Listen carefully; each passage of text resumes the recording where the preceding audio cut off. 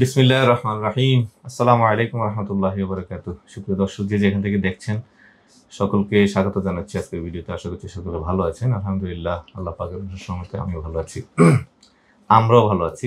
তো দর্শক, আপনি যদি আমার চ্যানেলে নতুন হয়ে থাকেন তাহলে অবশ্যই চ্যানেলটিকে সাবস্ক্রাইব করবেন এবং পাশে থাকা বেল আইকনটি প্রেস করে দেবেন, যাতে নতুন ভিডিও আপলোডের সাথে সাথে সেই ভিডিওর নোটিফিকেশন আপনার কাছে পৌঁছে যায়। আর যদি অলরেডি সাবস্ক্রাইব করে থাকেন, থ্যাংক ইউ সো মাচ। আমার পাশে দেখতে পাচ্ছেন, ওর নাম হচ্ছে শিলন নিশান আলী, বাড়ি হচ্ছে চুয়াডাঙ্গা। তো ও পুলিশের ভিসা পেয়েছে ইন্ডিয়া থেকে।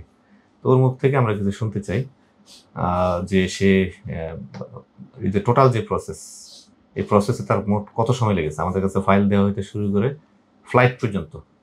আপনাদেরকে থাকতে বলে রাখি, আজকে হচ্ছে 17 মে 2024, আগামী দিন হচ্ছে 18 মে সকাল 6টা 20 হচ্ছে টার্কিশ এয়ারলাইন্সে তার ফ্লাইট জাগ্রেবে। তো সেই হিসাবে আগামী দিন সকালে তার ফ্লাইট। তো আজকে আমরা ওকে ডেকেছি তার কাগজপত্র বুঝিয়ে দেওয়ার জন্য। তার আগে আপনাদের সাথে একটু পরিচয় করে দিই। বলো নিশান, কতদিন সময় লাগবে আমাদের কাছে ফাইল দেওয়া হতে শুরু করে একদম ফ্লাইট পর্যন্ত? কত মাস? আসসালামু আলাইকুম ভিউয়ার্স, আমার নাম হচ্ছে এমডি নিশান আলী। আমি ভাইয়ের কাছে আসছিলাম 2023 সালে আপনার 1 মেতে। মানে এক বছর। ইনশাল্লাহ আমি ইন্ডিয়া থেকে ভিসা নিয়ে আবার মে মাসের 2 তারিখে 2024-এ আমি ভাইয়ের অফিসে উপস্থিত হই। আমার ইন্ডিয়াতে সময় লাগছে ভিসা হইতে 4 মাস মতো সময় লাগছে, 120 দিন মতো। আমি 26 দিনের মাথায় পাসপোর্ট ডেলিভারি পাই।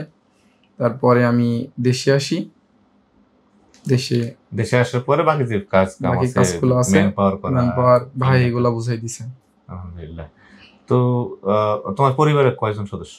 আমার পরিবারে হচ্ছে আমার আব্বু আছে, ছোট বোন আছে একটা, আর আম্মু আছে। আব্বু বাইরে থাকে। বিয়ে করছো? না, বিয়ে করে না, তার মানে ছোট পরিবার। জি আলহামদুলিল্লাহ। তুমি কি এই ক্রোয়েশিয়ার জন্য প্রথম ট্রাই করছো? জি, ফার্স্ট টাইম। আচ্ছা, তোমার সাথে তো আরো দুজন ছিল, ইমরান আর রাসেল। তোমরা একসাথে আসছিলে 3 বন্ধু, তাই না? জি, আসছিলাম। ওর দুজনের তো কোনো খবরই নেই, কিন্তু আল্লাহ তো তোমাকে সিলেক্ট করে ফেলছে আগে। জি আলহামদুলিল্লাহ। ওরা কি এখন কেউ হতাশ না? হতাশ আছে একটু আর কি, যে 7 জন চলে যাচ্ছে ভিসা নিয়ে। 3 জন একসাথে আসছে, একজন হয়ে গেল, 2 জন বসে আছে এখনো। তার মানে হতাশা থাকবে, এটাই স্বাভাবিক। কিন্তু আল্লাহ ভরসা, আল্লাহ পাকের ইচ্ছা। আল্লাহ পাকে কখন কাকে কবুল করবে এটা তিনি জানেন। তো যাই হোক, ভিসা পাওয়ার পর তোমার অনুভূতি কি, কেমন লাগছে? আলহামদুলিল্লাহ, আমার অনুভূতি অনেক ভালো। আমার অল্প বয়সে আল্লাহ পাক রিজিকের ব্যবস্থা করে দিয়েছেন। আর হলো যে আমাদের সার্ভিসে কি সন্তুষ্ট না অসন্তুষ্ট? আলহামদুলিল্লাহ, ভাই সবসময় সাপোর্ট দিছে। যখন ভাইকে ফোন দিছি, রেসপন্স করছে, সবকিছু ঠিক মতো বোঝাই দিছে। ভাই যে কাজগুলা করার দরকার সেগুলাই করছে। এক্সট্রা বলা বা এক্সট্রা কোনো কাজ করা এটার ভিতরে ভাই নাই। সবকিছুই ভালো মতো বোঝাই দিছে, করছে। আলহামদুলিল্লাহ, আমরা সন্তুষ্ট। আলহামদুলিল্লাহ। আমাদের তো অনেক বড় দুর্নাম আছে যে আমরা ভিসা হওয়ার পরে লোকজনদের জিম্মি করে টাকা দেয়। এরকম কিছু হয়েছে? এরকম কোনো ব্যাপার হয়নি বা আমরা দেখেও নাই। তুমি যদি বলো যে হয়নি, তাহলে তো মানুষ বিশ্বাস করবে না, বলবে যে বেটা ভিডিও করতেছে, চাপ দিয়ে মনে হয় পাসপোর্ট আটকে রেখে মনে হয় বলছে যে এটা বলতে হবে, নাইলে খবর আছে। না, এটার প্রমাণ আমি নিজেই। কারণ আমি ভাইয়ের সাথে 1 বছর ধরে সম্পর্ক। ভাইয়ের অফিসে আসছি অনেকবার ভাইয়ের সাথে। আচ্ছা, আরেকটা বলো তো, ওই যে তোমার ভিসা যখন আমরা ফেসবুকে পোস্ট করি, ওই কাহিনীটা একটু বলো তো। আমার ভিসা পাওয়ার পরে ভাই যখন ছবি নিয়ে পোস্ট দেয় ভাইয়ের পেজে, এটা এক মানে বাটপারি বলবো আর কি। কয়েকজন বাটপার যারা দালাল আছে আর কি, এরা হচ্ছে আপনার আমার ছবিটা নিয়ে এডিট করে সুন্দর মতো ইতালির ভিসা নিজেদের বলে চালাই দিছে, যে তোমরা ফাইল দাও আমার কাছে, আমি ভিসা পাইছি, ভিসা আমার হয়। কিন্তু আদেও আমার নাম দিছে খালেদ মাহমুদ।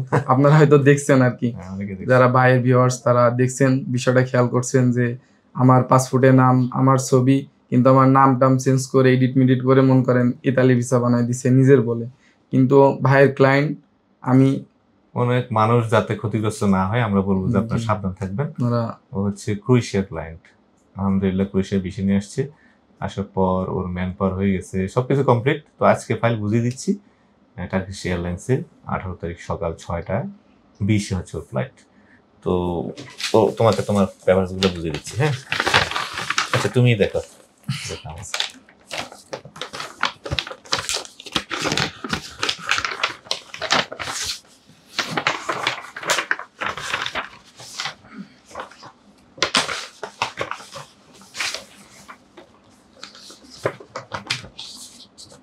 আলহামদুলিল্লাহ ভাই আমাকে সব বোঝাই দিছে। এটা পাসপোর্ট। আমি একটু বিসা টিসা দেখাই, জি তোমার তো দেরি হইতেছে কারণ আমার আবার এটা হচ্ছে ওর ক্রোয়েশিয়ার বিষয়। এই যে নাম দেখেন কিন্তু শিলন নাম বললে নিশান আলী, এই যে দেখেন খালিদ মাহমুদ না, হ্যাঁ, আর এটা ক্রোয়েশিয়ার বিষয়।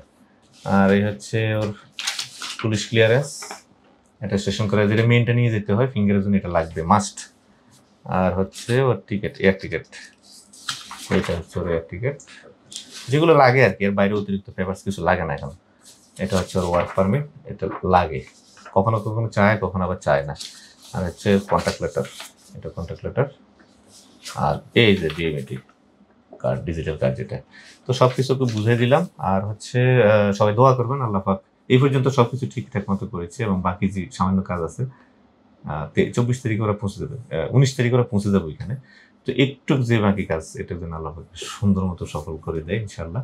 সবাই দোয়া করবেন। তো সবাই কিছু দোয়া চাও? সবাই আমার জন্য দোয়া করবেন, ভাইয়ের জন্য দোয়া করবেন, যাতে আমরা ভালোভাবে পৌঁছাতে পারি আমাদের গন্তব্যস্থলে। সবাই দোয়া করবেন। ওইখানে তো গিয়ে থাকবা না ভাগবা? ওইখানে থাকবো ইনশাল্লাহ, ইনশাআল্লাহ থাকবো, কাজ কাম ভালো, স্যালারি ভালো, ইনশাল্লাহ থাকবো ইনশাআল্লাহ। তো ঠিক আছে, সবাই এতক্ষণ ধরে ভিডিওটি দেখার জন্য অনেক অনেক ধন্যবাদ জানাচ্ছি, শুকরিয়া জানাচ্ছি। আশা করছি পরবর্তী আবার দেখা হবে অন্য কারো গল্প নিয়ে। সে পর্যন্ত আল্লাহ হাফেজ। আসসালামু আলাইকুম ওয়া রাহমাতুল্লাহি ওয়া বারাকাতুহু।